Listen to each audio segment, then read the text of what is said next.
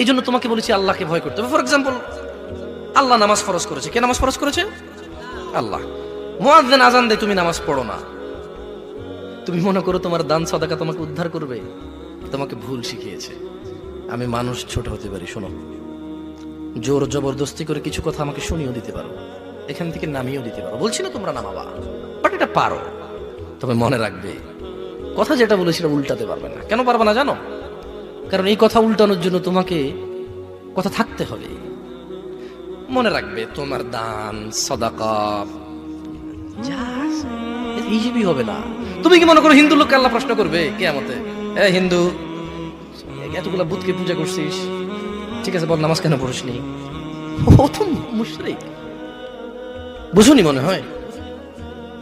এটা স্কুল, এটা স্কুল, এখানে আমি পড়ি না, আমার কি পরীক্ষা হবে? আমার কি পরীক্ষা হবে? বুঝে দিবারই মনে হয়।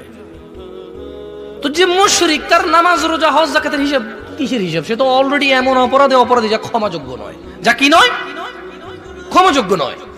একজন বেনামাজি মানুষ, সে মনে করে নামাজ না পড়া শুধু নামাজ না পড়া, অথচ আল্লাহর নবী, যে একটু আগে বললাম, আল্লাহ বলেছে যদি তোমরা আল্লাহর ভালোবাসা পেতে চাও তাহলে রাসূলের অনুসরণ করো।